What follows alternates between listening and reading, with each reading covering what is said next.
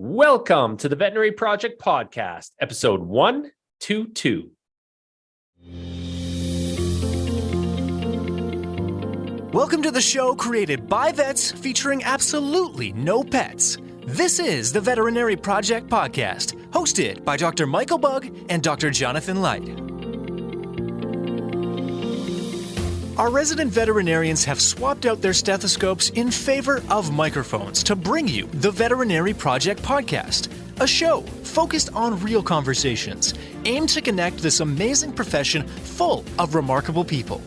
Through the sharing of collective stories and wisdom, and connecting over the many unique challenges we face, we invite you to join our community of veterinary professionals leading intentional lives. And now, here are the hosts of the Veterinary Project Podcast, Dr. Michael Bugg and Dr. Jonathan Light. Welcome back to the Veterinary Project Podcast. You have Dr. Michael Bugg, Dr. Jonathan Light, excited, refreshed. It's 2023. Welcome back, everyone. Mikey, how you doing? I'm doing fantastic. Good to be back, Jonathan. Long time, long hiatus for us.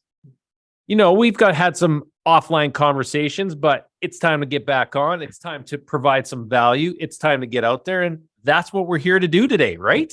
Yeah. It's interesting. I've heard it said sometimes, like taking a break is as good as a change. And when we took our little break there and we weren't recording and we weren't having to worry about scheduled guests and all that, I started to miss it. Like, I'm happy we're back.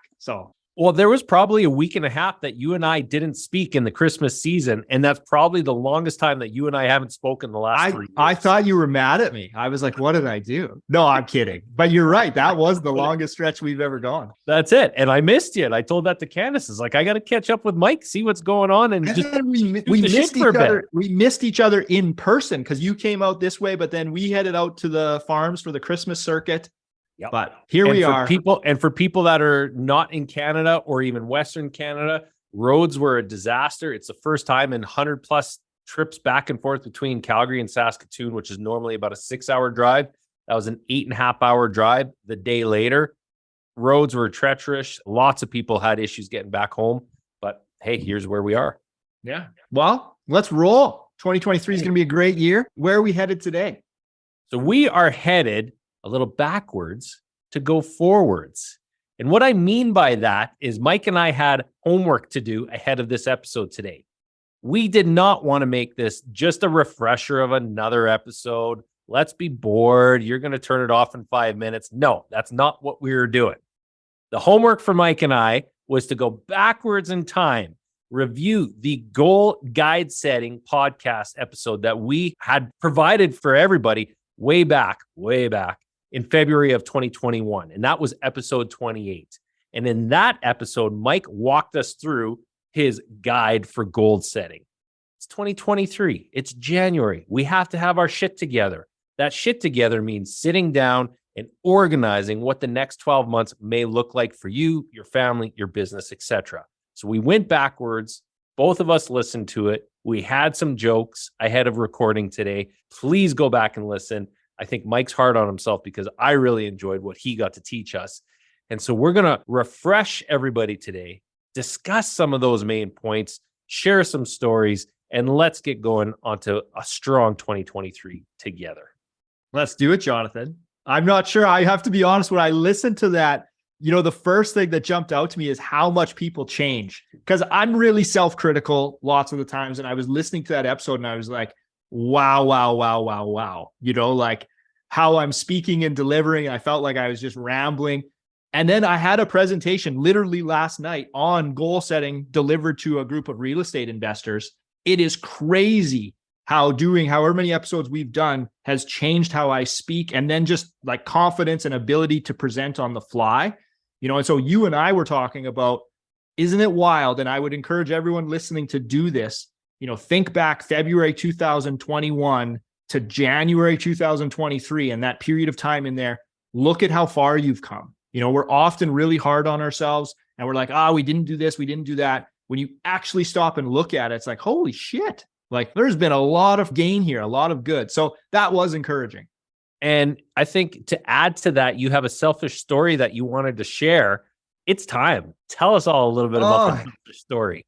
Yeah, I don't know. I kind of blush if you're watching when a story is like pointed on me like this. And it's like, it's sharing a win, but I have to be honest, I'm very, very proud of this. Okay. And it ties in with goal setting. And, in my presentation yesterday, I gave a story of how I used to set goals. And I used to set a lot of outcome-based goals.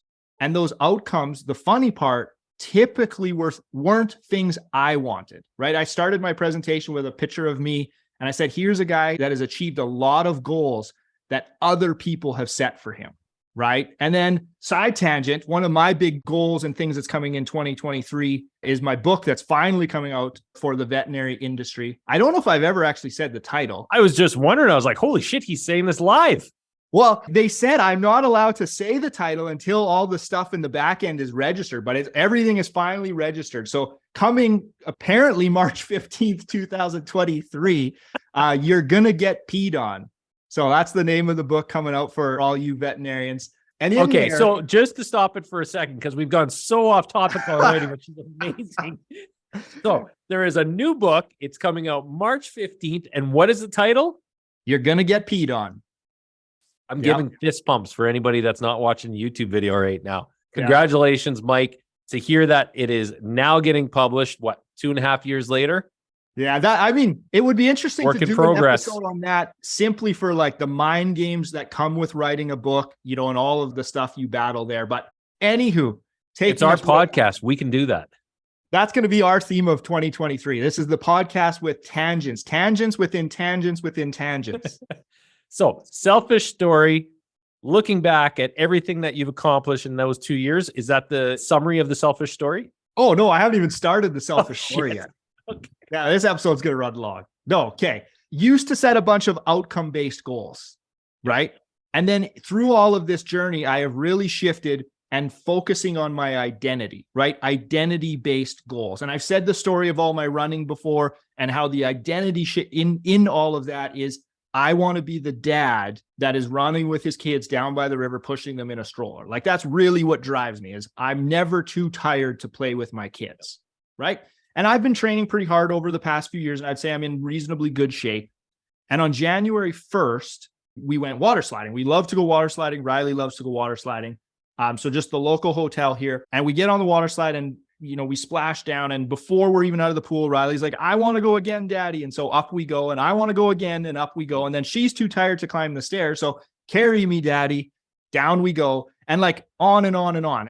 I'm not complaining because it's excellent. But like 20 times, 30 times, probably like I lost count 45 times. Like I'm in quite good shape. And my identity is like, I'm not going to say no to playing, but I am getting like gassed, right? Of carrying this 3-year-old up and down 3 flights of stairs, sliding down.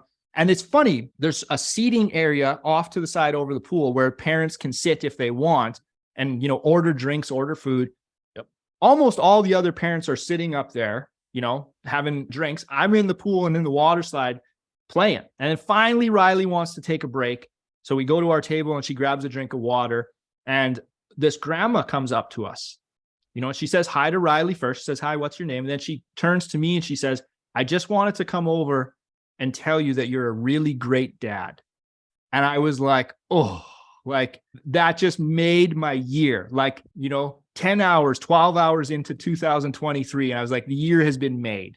And I was like, that is the difference, in my opinion, of setting identity-based goals and becoming, the future version of yourself versus setting these outcome-based goals where so often, we set those outcome-based goals and we say, when I accomplish this, I will be happy, right? When I graduate vet school, I will be happy. Once I buy a vet clinic, I will be happy.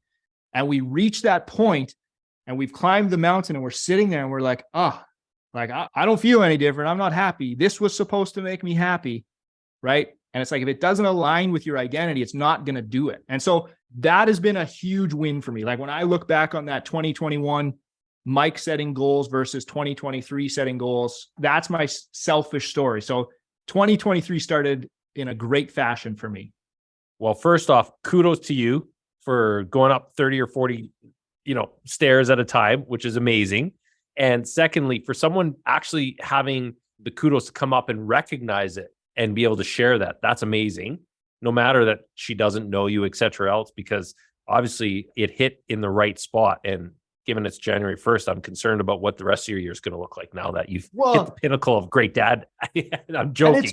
It's totally funny. Joking. As soon as she said that to me, I thought to myself, it's like, why don't I give random strangers more compliments? Yeah. Because like, she has no clue how much she just like made my day. And I know we can get into like external validation and whatever. It was very We're humans. nice. We're social creatures.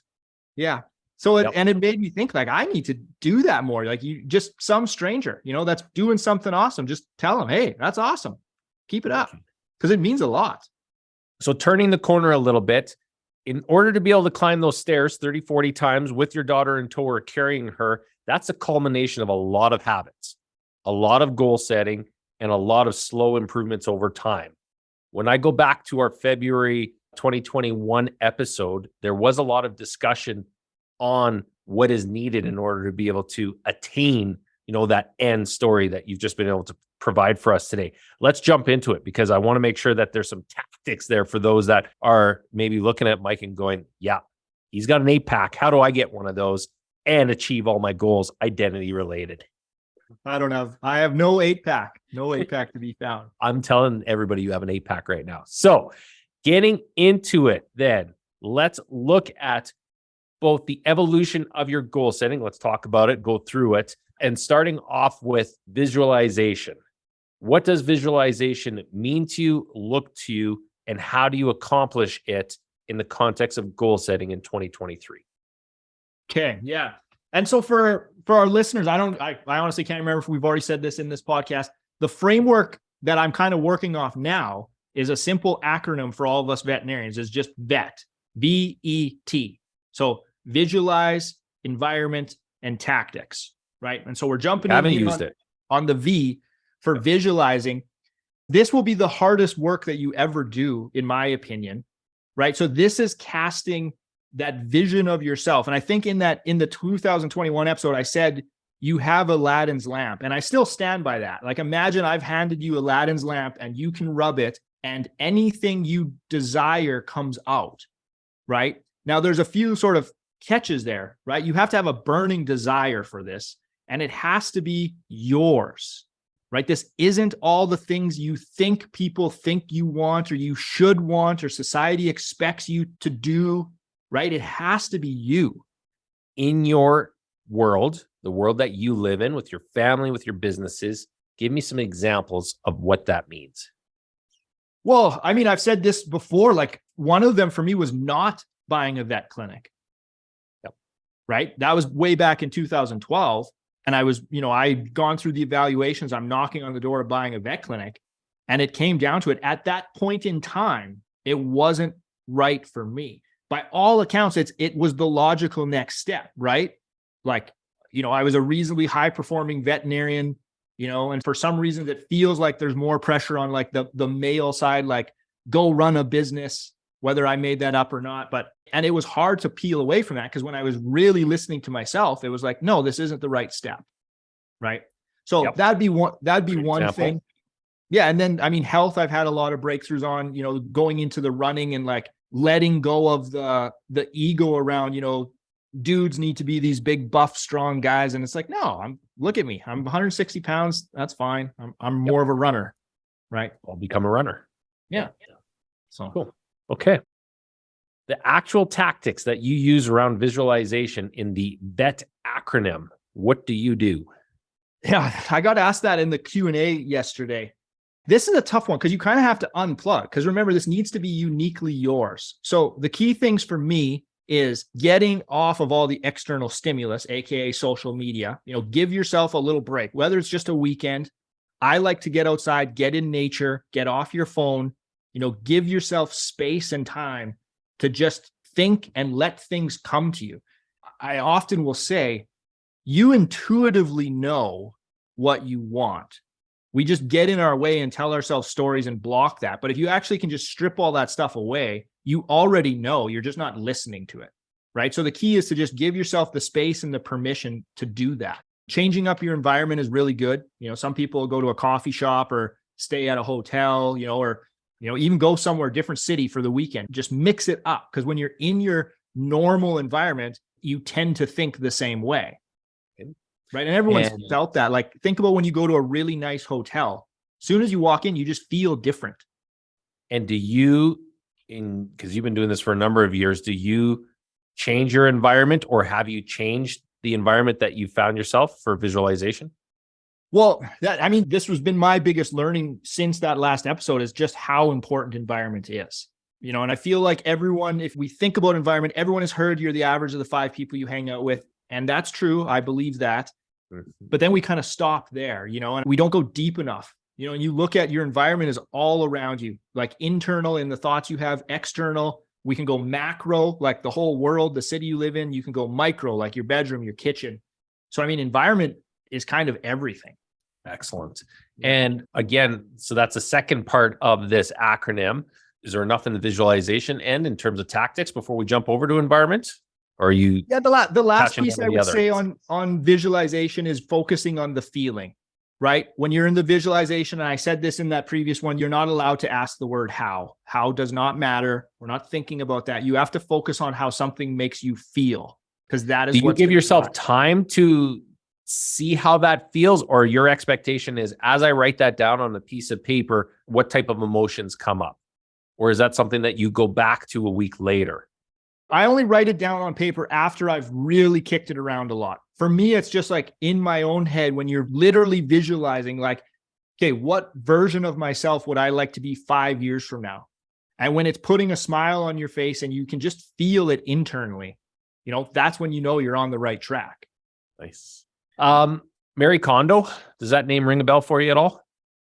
I feel like it does, but that's about it. You're gonna have to tell me more.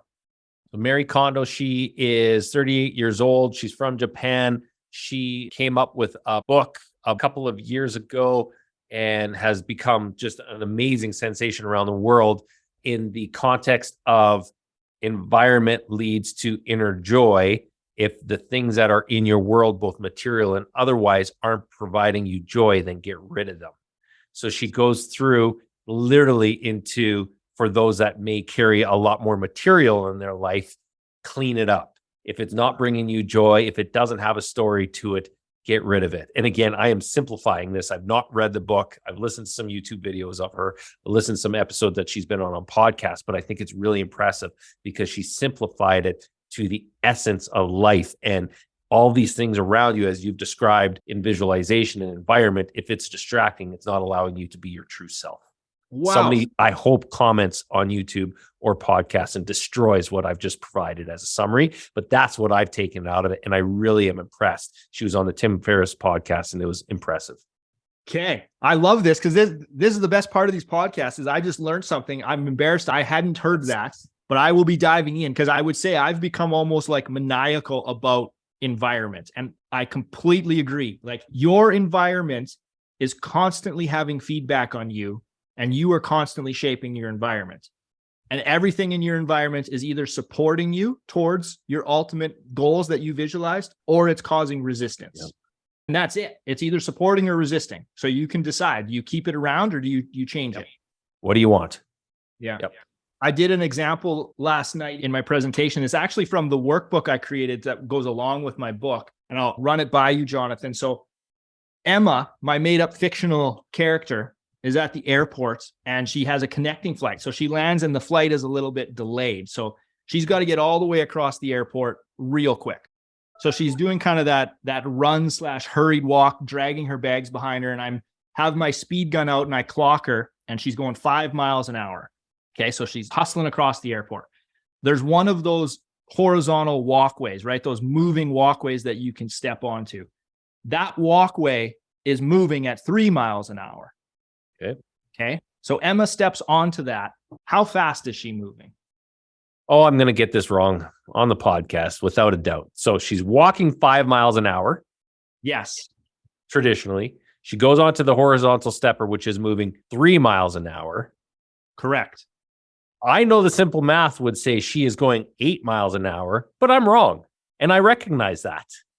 Okay. Well, I don't know why you're wrong. I was expecting you to say 8, but I'm wrong. And you're going to come up with some witty answer as to why I'm wrong. So let's hear the answer. Well, The witty conclusion to this is, I didn't tell you which way the walkway was going. Oh, see, I knew there was a witty answer to this. There's always a trick to it, right? She could be going 8 miles an hour. She could be going 2 miles an hour. 2 miles an hour. Yep. Right? That's your environment, and people don't give that enough thought, right? You can be in environments that support you, where your efforts are just supercharged and it's just carrying you along. And you can be in environments where you were working your ass off and your environment is just pushing you backwards.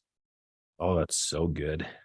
Yeah. We were chatting pre-recording on Warren Buffett, Charlie Munger, and investors, and talking about timing, markets, and his initial foray into the textiles industry, where no matter what, no matter how hard they tried, no matter how many good managers they had, they were in a sinking ship due to the nature of exactly what you were describing. The industry was changing on that, and they were amazing, but they were still going slower because of the 5-3. That's a great story. Nice moves. Yeah. Thanks, man.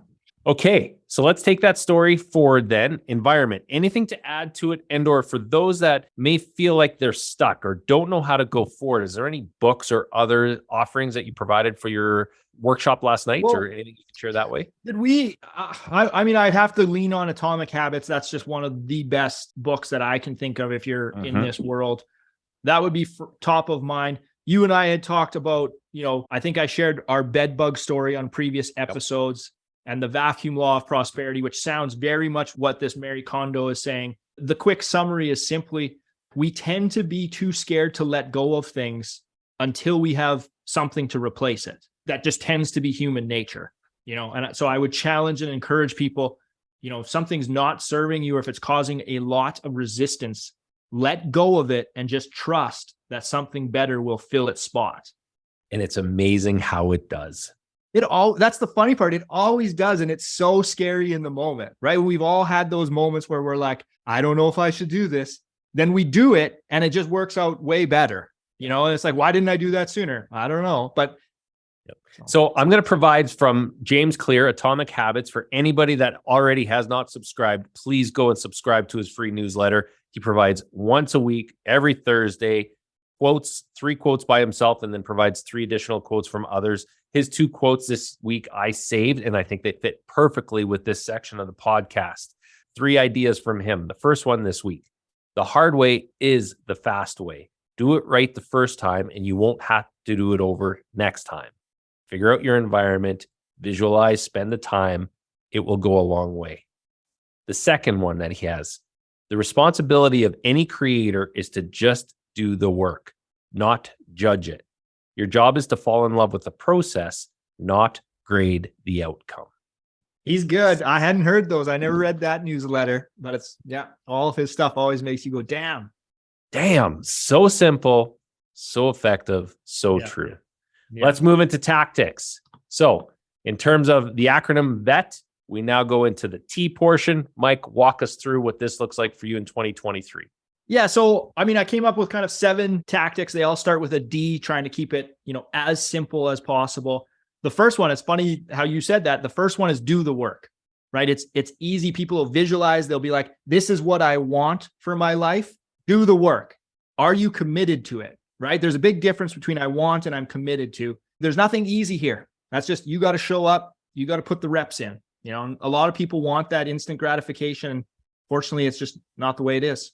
Do you still subscribe as we work through the guidebook in 2021 to the 12-week windows in the year, so that each 12-week window is, considered equivalent?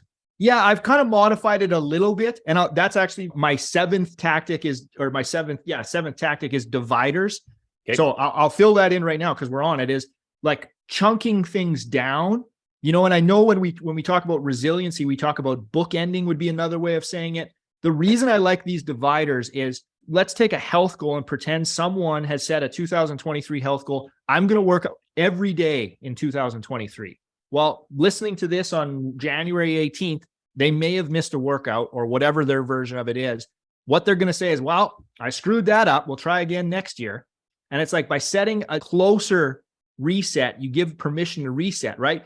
I want to work out every day in January, but you miss one. Well, we'll pick it up in February. And it's like, no, tighten that window, tighten it way down, right? I do a weekly reset on my health stuff because there's blatantly, there's weeks that I just mess up and miss.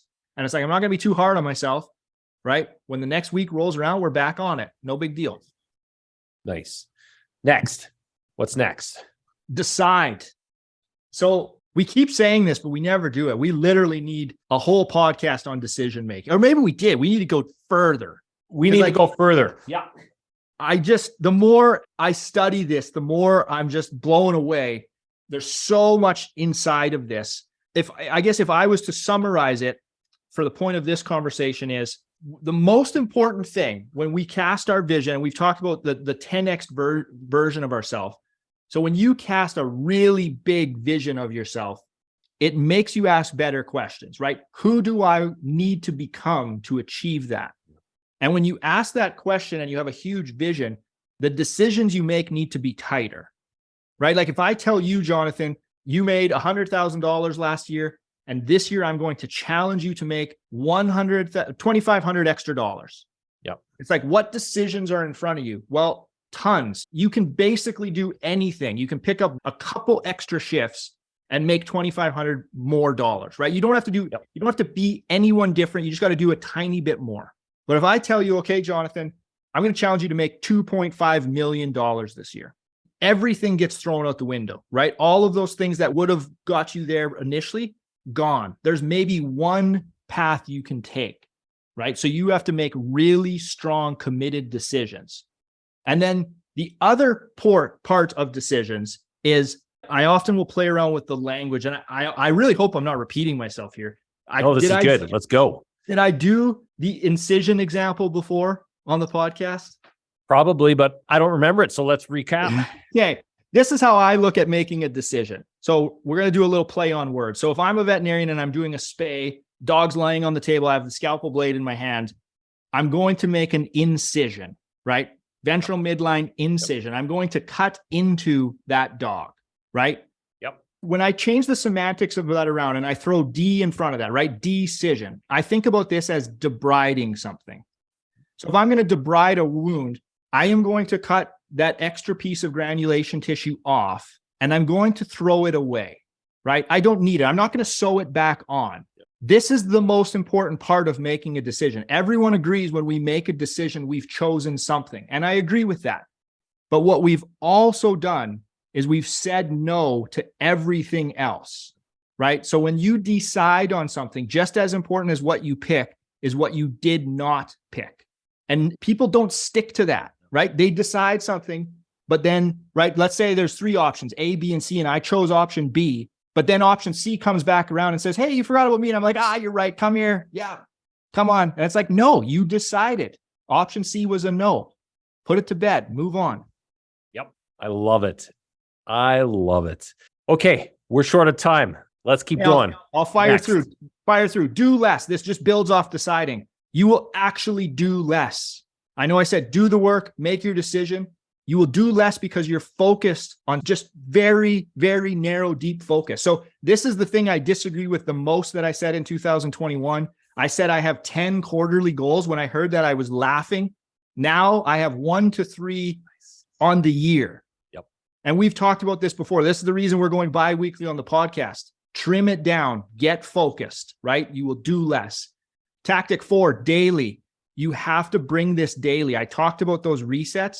What's the one most important thing you will do today to move forward, right? And then we've spent tons of time talking about you don't get up and check your phone, right? You get onto your number one thing.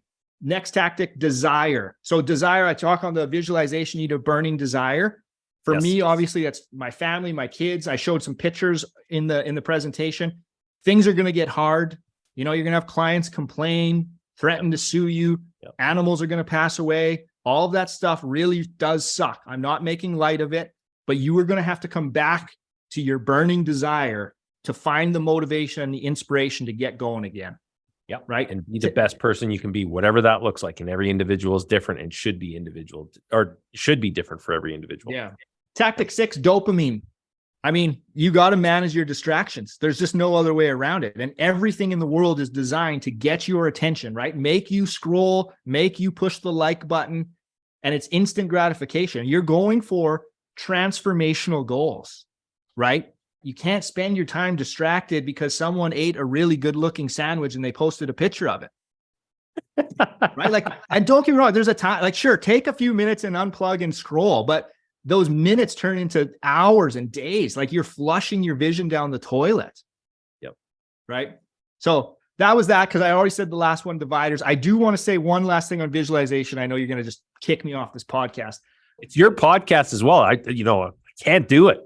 I told a story to open about Ethan, our little boy here. And I said, would it be realistic for Ethan to walk this month? So as a reminder for everyone, he was born in October, right? So would it be realistic that he starts walking right now? And it's like, no, it's not. Would it be realistic that he's walking 5 years from now? Absolutely. And in babies, we expect transformational growth. Like, we know 5 years from now, that baby will be a completely different person, right? I mean, arguably, they're still the same person. They've just transformed. But then as we become adults, we stop believing that, right? Like, we don't believe that a 32-year-old can transform by the time they're 37, right? We don't believe that a 40-year-old can transform by the time they're 45. Yep. We just start settling for, like, well, I'm not going to transform. I'm going to take the really minor win, right? I got offered a 2% cost of living inflation wage increase. So that's what I'm worth. I'm going to take that. And it's like, yep, you can transform. So that's kind of my new 2023 take on goal setting.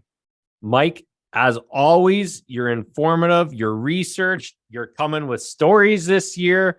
You can hear what the evolution is. For everybody, go back to 2021, a different conversation than today.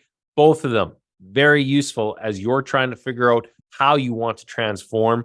We hope you've enjoyed this conversation. Again, this is the new us on a bi-weekly basis. We want to make sure that we are bringing you guys value, not just Mike and Johnny, pony show for 15, 20 minutes. We have a lot more ideas of what's going to come in 2023. We already have our first 3 guests recorded. We're organized. Let's rock and roll. Let's make some differences in the world and really feel, as Mike has said, that we are becoming more, whatever way that looks like, family, friends, business, etc. Anything's in parting? As it's your main show. It's going to be awesome. It's going to be a great year. I said this previously, us going bi-weekly, for me, it feels lighter. We have let go of a lot of stuff of what we thought, maybe this should be, because every other podcast does it that way. And I don't know how you're feeling over there on your end, but for me, it's just like any weight and obligation off the shoulders. And it's like, I am really excited for this year of episodes. Agreed. And we only have a couple months to wait until the publishing of your book. And we're going to chat all about that. So I like it. All right, buddy. Till the next time, have a great day. The Veterinary Project Podcast. Thank you for listening to the Veterinary Project Podcast. As a recap, on behalf of our hosts, the Veterinary Project Podcast will be releasing new episodes weekly. So be sure to tune in as we bring you more conversations aimed at helping you enjoy a life well lived. If you enjoyed what you heard on the show and you want to stay in the know, please like, love, and or subscribe to the podcast on the listening platform of your choosing, as we're available on all the usual suspects. If you know of others that may benefit from these conversations, we'd love it if you please share the show with them, as this will help us grow our community to reach more and more veterinary professionals. Speaking of which, if you are a veterinary professional and would like to get connected with more like-minded individuals who are joining us on this journey, please send an email to the Veterinary Project Podcast at gmail.com, and we'll invite you to be a part of our private Facebook group. General feedback, requests for information, or perhaps requests to be a guest on the show can also be sent to the Veterinary Project Podcast at gmail.com. Dr. Michael Bugg and Dr. Jonathan Light, thank you for listening to the show, and we'll catch you again next week for another episode of the Veterinary Project Podcast. Bye for now.